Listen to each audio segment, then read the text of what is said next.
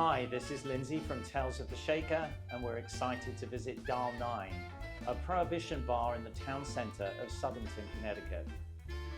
Today we're going to meet with the owner Mike Truss and Emily and Harrison, the talented mixologists here at Dial 9. So to enter the bar, you'll need to solve a riddle and find the right phone to enter. The bar was opened last year. It has a fun and friendly vibe to it, and we can't wait to find our way inside and experience some of their signature cocktails. So to begin with, we asked Mike to give us a little bit of the background story behind Dial 9 Prohibition. Yeah, my wife and I had been traveling across the country, different spots in New York and Manhattan. We had been to a few with it. Everyone has their own little niche to get in, and you got to figure out your way in. And we had basically been to a bunch of them, all the way to Vegas, and we always wanted to do one, and we thought this spot was like perfect for it.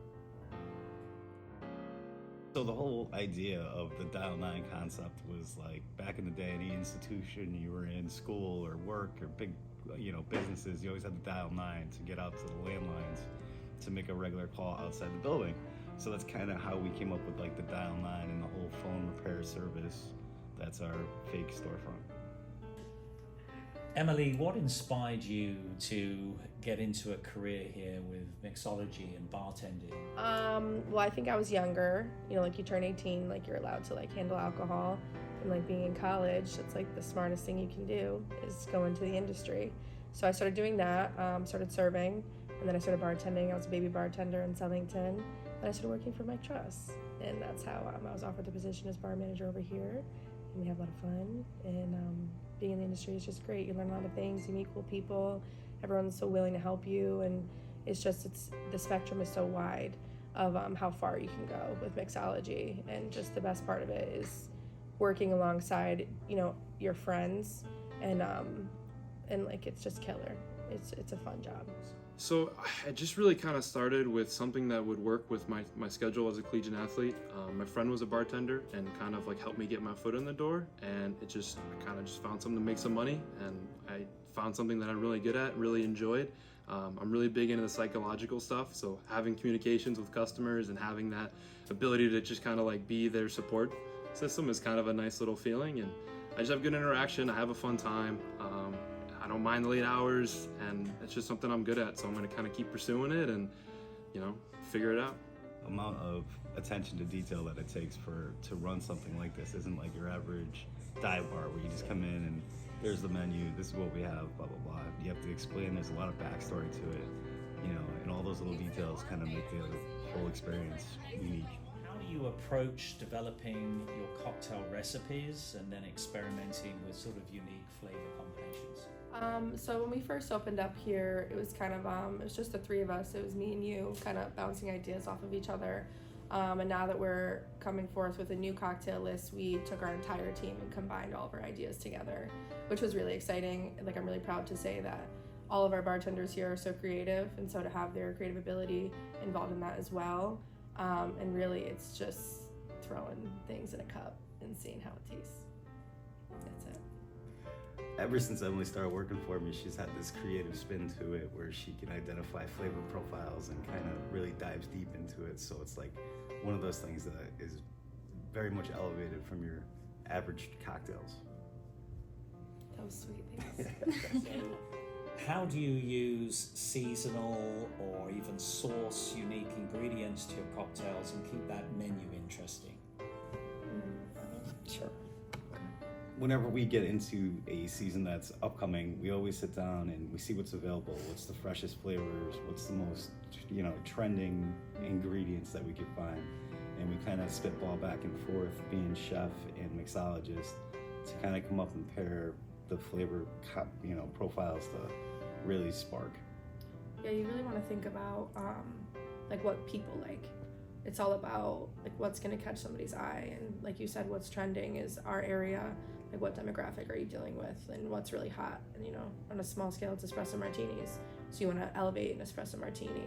And Harrison actually has a really great one coming up on our new cocktail list, and he really kind of focused in on what people are going to love for that, and it's just you take that idea and just expand it to everything else. It's just about different flavors, and like especially in the falls, a lot of spices, cinnamon. It's kind of like pumpkin. Those are a lot of fall stuff. And then springtime, like mint. And I know we have a good cocktail coming up with some gin and some mint. That's kind of a nice, refreshing cocktail, which gives good spring vibes, get people excited for the warm weather. But it's a lot of it's just kind of like tasting it, right? Like I use it where what would I want to drink in springtime, and it's something light, something fruity, something sweet. Something that doesn't make me feel like bloated or too like held down. It's just a nice, enjoyable cocktail or any sort of beverage like that. So that's kind of what I use in creating my own stuff or talking with my other co-staff and figuring out cocktails to put on new menus.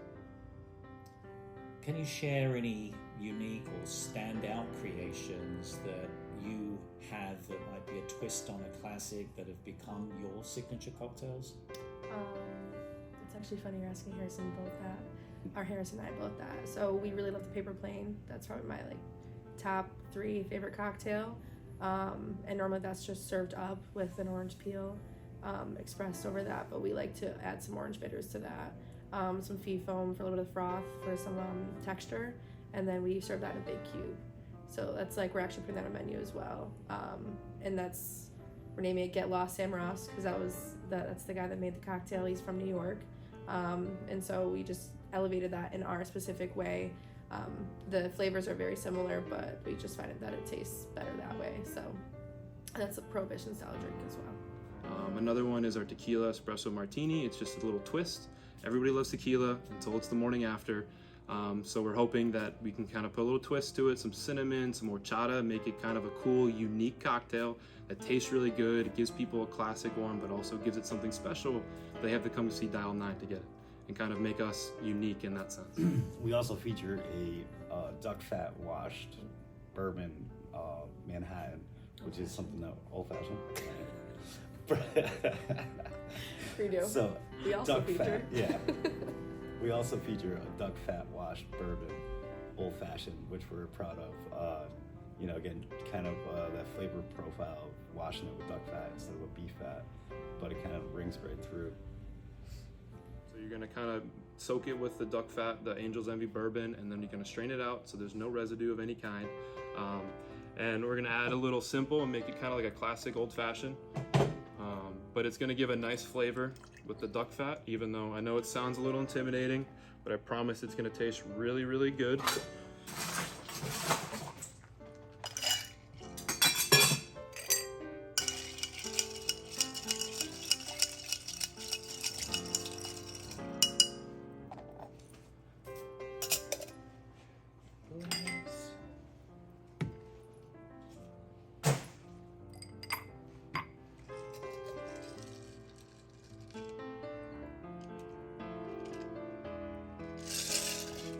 Little garnish here for you, which is a piece of duck fat that we charred up a little bit, and that is our duck fat wash, without a trace, our duck fat wash old fashioned. How do you consider in sort of like on the style side, choice of glassware, ice, presentation styles, etc., that make the cocktails visually appealing to your customers? So it all starts with I feel like the ambiance, like the whole vibe that you try to create, and it trickles all the way down to that glassware. And then, everybody will have a say on which glassware each drink looks the best in. Mm-hmm. You definitely, consume it with your eyes before you even taste it. So it's got to hit on all cylinders, and that's what these guys really, are really good at. So It's what feels good in the hand at the end of the day. So we're gonna use Whitley gin for this one, which has a rhubarb taste to it.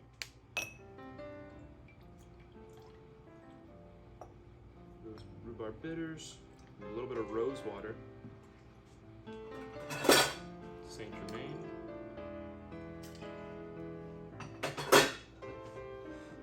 grapefruit juice as well.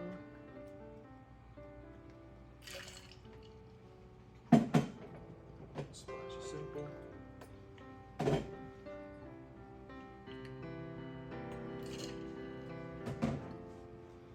some good mint. This is what I'm known for here as well. Give you guys a little preview. Mint ready. Smack the mint. swirl them in a little bit. Some froth, some aquafaba. More ice in there.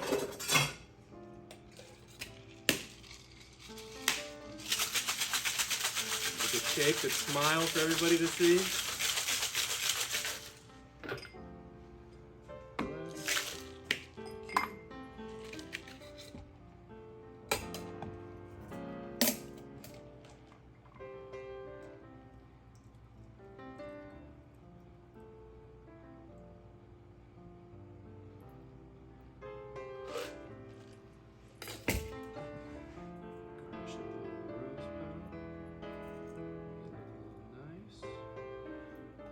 Are They Love Me, They Love Me Not, or as I like to call the Harrison Special. So how do you leverage social media and other sort of digital type promotional things that to really connect your bar to a wide audience? So we always have that presence, have to have it. Social media, we try to get our word out there as much as we can. It's unique for us because we're kind of an elusive Prohibition style scenario. So it's without telling everybody all the secrets, we try to inform people with enough to find us and enjoy what we do. The funny part with that is the whole place is called Dial 9 and we actually don't even have a phone line, so. I tried calling. It's Can't. We hope that you've enjoyed visiting with us at Dial 9 Prohibition, and we look forward to seeing you again on another Tales of the Shaker journey. Subscribe to our YouTube channel and follow us on Instagram, Facebook and TikTok at Tales of the Shaker. And stay tuned for other inspirational cocktail bars and speakeasies and the masterful mixologists behind them.